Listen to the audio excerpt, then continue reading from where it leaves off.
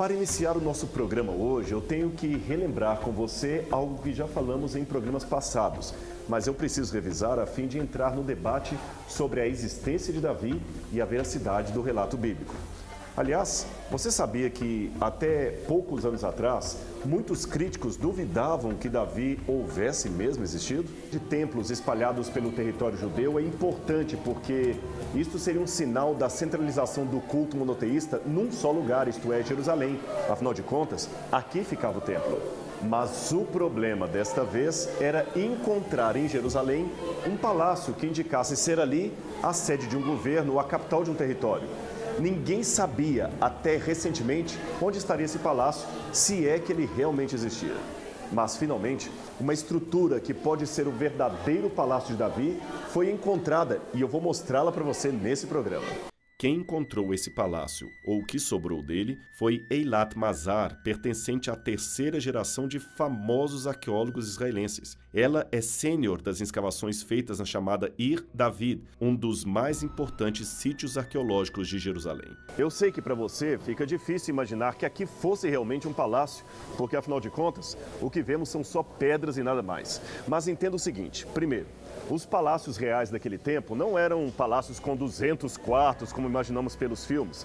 Além do mais, nenhuma casa em Israel daquele tempo tem um projeto do tipo que vemos aqui. Esse palácio é datado do século X a.C. e servia para um propósito bem maior do que simplesmente abrigar uma família comum. E tem mais. Colunas como esta foram encontradas aqui e esse tipo de coluna é típico dos dias do rei Salomão, pelo que provavelmente esse lugar tinha um glamour e uma suntuosidade maior do que outras casas da região. Ainda houve mais um indício de que aqui era o Palácio de Jerusalém. E ele foi encontrado logo aqui atrás de onde eu estou. Tratava-se de um pequeno artefato diretamente relacionado com o texto de Jeremias 38, 1 e 2, que diz: Ouviram, pois, Cefatias, filho de Matã, e Gedalias, filho de Passur, e Jucal, filho de Selemias, e Passur, filho de Malquias, as palavras que anunciava Jeremias a todo o povo, dizendo: Assim diz o Senhor, o que ficar nessa cidade morrerá à espada, de fome e de pestilência. Mas o que sair aos caldeus viverá, porque a sua alma lhe será por despojo e viverá. Se você percebeu bem, o texto menciona uma situação envolvendo o rei Zedequias e alguns ministros do seu governo que no 7º século a.C. ouviram uma mensagem do profeta Jeremias que não os agradou muito. Jeremias aconselhou o rei Zedequias e o povo da cidade a render-se aos homens de Nabucodonosor para que as suas vidas e da própria cidade pudessem ser poupadas. Mas nem todos gostaram da mensagem do profeta, incluindo Gedalias, filho de Passur, e Jucal, filho de Selemias. Pois exatamente aqui, neste palácio, foram encontrados esses dois antigos selos em hebraico. O primeiro com a inscrição Yehucal ben Shelemiahu, ou Jucal, filho de Selemias. O segundo, encontrado poucos metros distante do primeiro, também se lia Gedaliahu ben Passur, Gedalias, filho de Passur. De acordo com Jeremias 38, versículos 1 a 13, os dois ministros mandaram jogar Jeremias num calabouço porque não gostaram da mensagem de rendição que ele estava pregando ao povo de Jerusalém. E esse calabouço, curiosamente, era uma cisterna. Então tomaram a Jeremias e o lançaram na cisterna de Malquias, filho do rei, que estava no átrio da guarda, e desceram a Jeremias com cordas, mas na cisterna não havia água senão lama, e atolou-se Jeremias na lama. Jeremias 38, verso 6. Havia várias cisternas em Jerusalém que eram abastecidas de água, mas por alguma razão elas começaram a ficar rotas entre o 7º e o 6º século a.C. Por isso, aquela na qual Jeremias foi lançado tinha lama no fundo. Agora, veja o que diz Neemias sobre a reforma da cidade após o cativeiro da Babilônia. E Palal, filho de Uzai, trabalhou em frente da esquina do muro e da torre que sai do palácio superior, perto do pátio da guarda. Neemias 3, 25. Veja, o texto é claro em dizer que o palácio superior certamente este onde estamos, não foi construído por Neemias, mas apenas restaurado por ele. Então alguma coisa sobreviveu após a destruição dos babilônios. E aqui, nesse átrio onde eu estou, ficava o pátio da guarda. O livro de Jeremias fala a mesma coisa e perto desse pátio havia uma cisterna na qual colocaram o profeta. E o que temos aqui? Cisternas. E foi nessa cisterna que encontraram selos com o nome dos inimigos do profeta. Talvez essa cisterna ou alguma outra aqui na área seria o local onde o profeta foi aprisionado.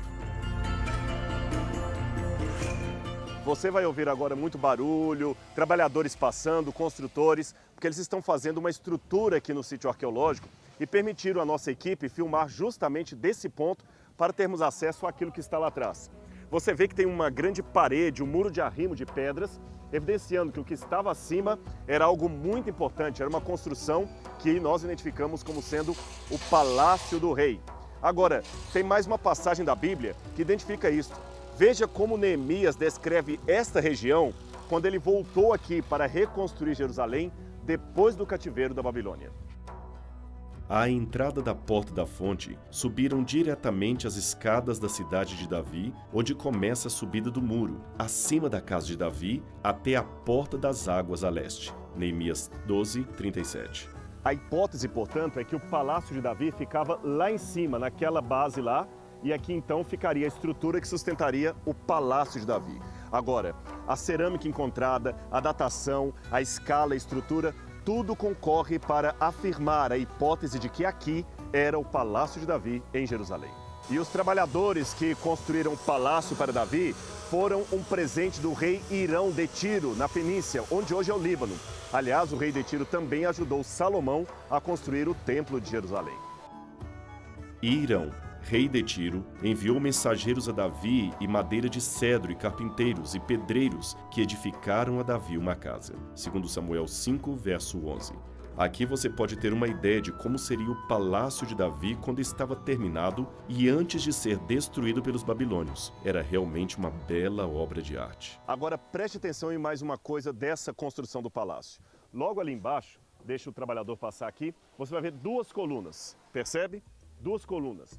Aqui ficava uma casa de uma família que morava justamente nas adjacências do Palácio de Davi.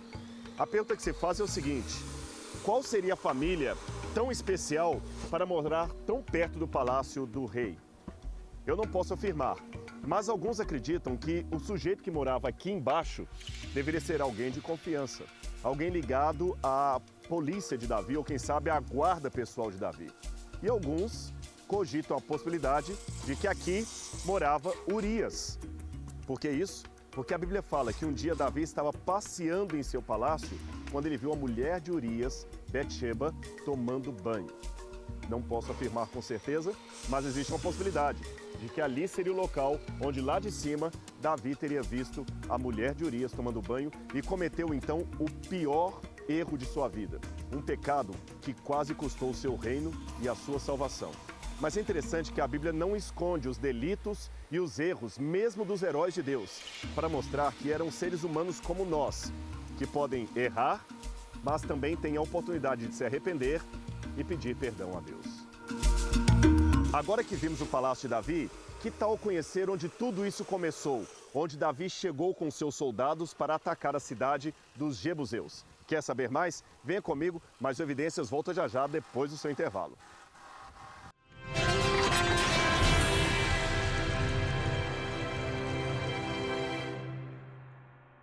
Como vimos, a descoberta desse palácio foi muito importante para a arqueologia bíblica e até os críticos que não aceitam a historicidade do livro sagrado ficaram impressionados com a descoberta, mesmo não concordando com a interpretação feita por Mazar. Gabriel Barkay, arqueólogo da Universidade de Bar Ilan, fez essa declaração sobre o achado. Esse é um dos primeiros indícios que temos da Jerusalém de Davi e Salomão, um período que pareceu brincar de esconde-esconde com os arqueólogos no último século. A Jerusalém, que era a capital do Reino Unido, antes da divisão da Palestina nos dias rivais de Judá e Israel, é praticamente desconhecida. Baseada na Bíblia e em um século de arqueologia no local, Mazar especulou se aquela famosa estrutura de degraus de pedra escalonada não seria também parte de uma fortaleza que Davi conquistou, Imaginou ainda que o seu palácio ficaria pouco depois do perímetro original dos muros da cidade, no caminho para a esplanada do templo, edificada por seu filho Salomão. Quando os filisteus, grandes inimigos dos israelitas, vinham lutar, a Bíblia diz que Davi descia da sua casa para a fortaleza. Fiquei pensando, descia de onde? Então imaginei que talvez houvesse algo aqui, disse Eilat Mazar. Mazar acredita ter achado a resposta nesse grande prédio público, com pelo menos alguma cerâmica da época e 2 sinetes governamentais que mencionam pessoas que estão no livro de Jeremias. O prédio pode ser razoavelmente datado a partir da cerâmica encontrada nele. Sob o palácio, Mazar encontrou ainda fragmentos dos séculos 12 e 11, pouco antes da conquista da cidade por Davi. Acima estavam as fundações de um edifício monumental com pedras grandes, usadas para fazer muros de 1,8 metro de espessura. Num canto, havia cerâmicas dos séculos 10 e 9 a.C., mais ou menos a época do Reino Unificado de Israel. Agora, voltando a pensar na Jerusalém que Davi conquistou, vemos que pegar água naquele tempo não era nada fácil. Hoje, para nós, basta abrir uma torneira e está tudo certo. Mas não era tão fácil assim naqueles dias. Veja o quanto as pessoas tinham que descer apenas para pegar um pouco d'água. Se um exército quisesse realmente destruir uma cidade, ele poderia fazê-lo apenas contaminando o manancial de água daquela população. E todos, é claro, morreriam por envenenamento.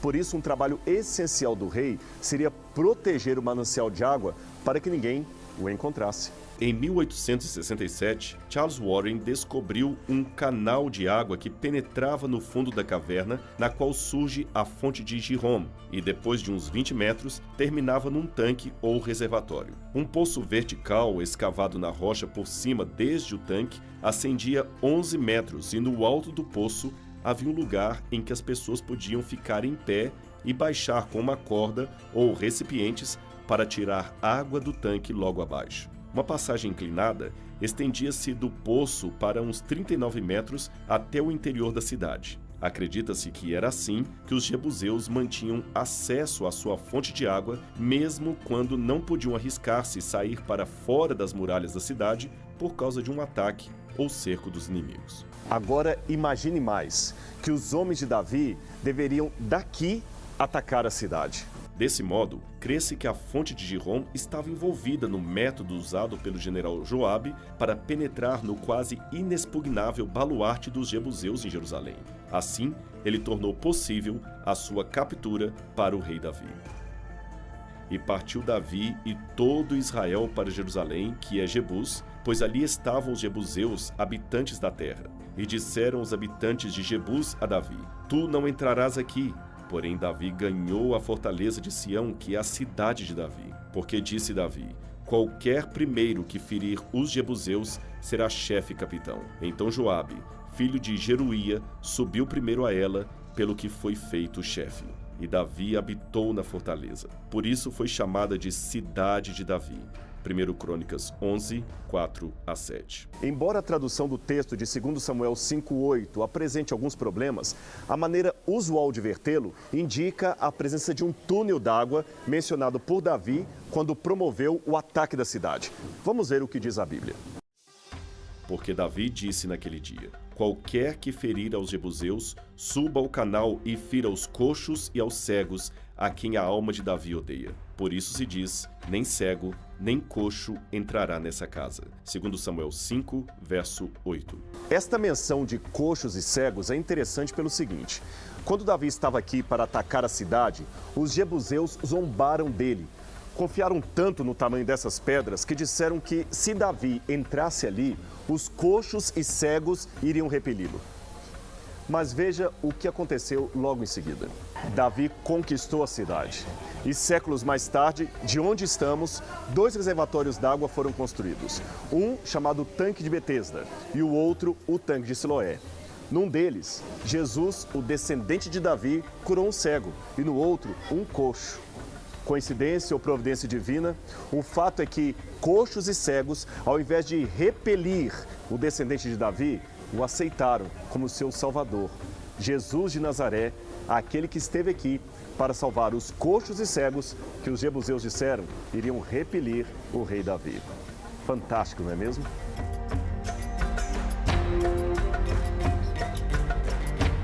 Esse lugar aqui é muito importante do ponto de vista da arqueologia bíblica, porque importantes achados aconteceram aqui e importantes eventos também tiveram lugar aqui onde nós estamos. Consegue ouvir o barulho da água? A fonte de Gihom, uma das principais fontes, um dos principais mananciais de água da antiga cidade de Jerusalém, da época tanto dos jebuseus como também na época da monarquia. Foi aqui, nesta fonte, junto a este lugar, que Zadok veio para ungir Salomão como o rei de Israel. Veja o que diz a Bíblia. Então o sacerdote Zadok, o profeta Natã, Benaia, filho de Joiada, e os queretitas e os peletitas fizeram Salomão montar a mula do rei Davi e o escoltaram até Gihom. O sacerdote Zadok pegou na tenda o chifre com óleo e ungiu Salomão. Então tocaram a trombeta e todo o povo gritou: Viva o rei Salomão! 1 Reis 1, 38 e 39.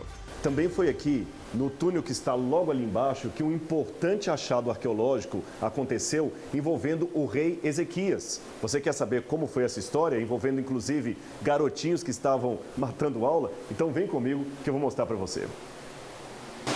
Esse aqui é o túnel do rei Ezequias. Ele foi construído pelo rei Ezequias na época do ataque dos assírios a Jerusalém. Ezequias ficou com medo que os assírios pudessem ter acesso à água, portanto construiu um túnel para proteger o manancial. Esse túnel está bem do lado do túnel da época dos jebuseus. Agora vem a história do achado dos meninos que eu mencionei, que estavam matando aula. No século XIX, dois garotinhos estavam nadando aqui nas águas. Você vê, as águas ficam correndo sempre. Eles entraram no túnel e ficavam brincando, entraram para um outro acesso, é claro. E quando os pais os descobriram, para escapar de uma sova, eles disseram que haviam encontrado lá no meio do túnel umas inscrições antigas. E os garotos não mentiram. De fato, havia uma inscrição ali muito antiga. Só que a história rodou pela cidade de Jerusalém e um arqueólogo que estava aqui quis conhecer a inscrição. Veio com uma lamparina e percebeu que se tratava de uma inscrição em hebraico muito antiga. O problema é que pouco tempo depois, alguém também de má fé roubou a inscrição. Veio com uma marreta, um martelo, uma marreta, e começou a quebrar toda aquela parte da pedra onde tinha a inscrição antiga. Na época não havia ainda o moderno Estado de Israel. Tudo isso aqui pertencia ao Império Otomano, que é a atual Turquia. Então essa inscrição acabou indo parar em Istambul e está até hoje no Museu de Istambul. Mas essa inscrição que foi encontrada aqui, infelizmente saqueada, roubada, tem um relato que confirma exatamente este pedaço da Bíblia que fala da construção do túnel por ordem do rei Ezequias. Veja a inscrição e a sua tradução. E esta foi a maneira em que foi perfurado. Enquanto haviam machados, cada homem em direção ao seu companheiro, e quando ainda faltavam 3 côvados para serem perfurados, ouviu-se a voz de um homem chamando o seu companheiro, pois havia uma sobreposição na rocha à direita e à esquerda. E quando o túnel foi aberto, os escavadores cortaram a rocha, cada homem em direção ao seu companheiro, machado contra machado. E a água fluiu da fonte em direção ao reservatório por 1.200 côvados. E a altura da rocha acima das cabeças dos escavadores era de 100 côvados. Agora imagina que incrível. Segundo a inscrição, como você viu, os trabalhadores estavam batendo na rocha, eles iam cavando a rocha de um lado e do outro, de um lado e do outro. E o risco é que eles acabassem se desviando. Então, pelos barulhos dos martelos, eles iam se guiando, até que finalmente os dois grupos se encontraram e a água correu limpidamente por todo o canal mandado pelo rei Ezequias. Como você viu, logo ali então está o túnel do rei Ezequias, aquele que ele mandou construir no 8º século a.C. E logo aqui atrás está um túnel seco da época dos jebuseus, isto é, de 1900 a.C. Então, entre um e outro, existem quase 1000 anos de diferença. Vamos conhecer o túnel da época dos jebuseus. Vem comigo.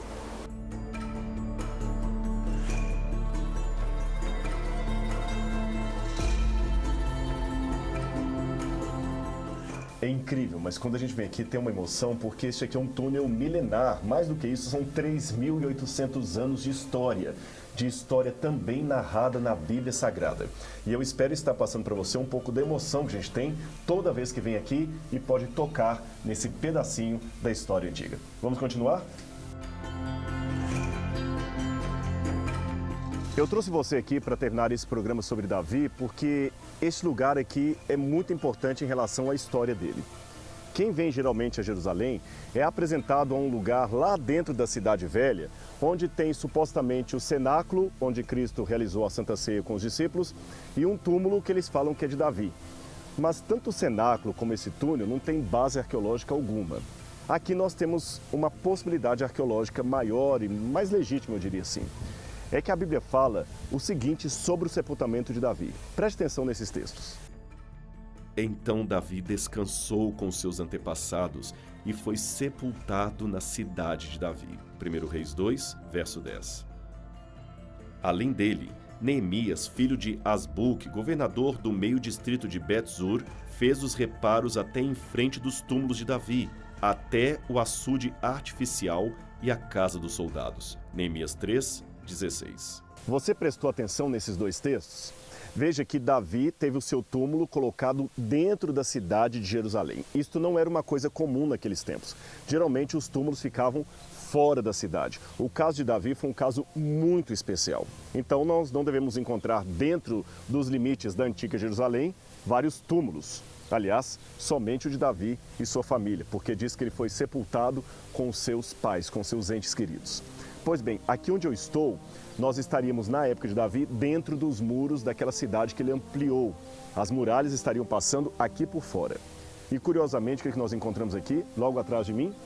2 túmulos.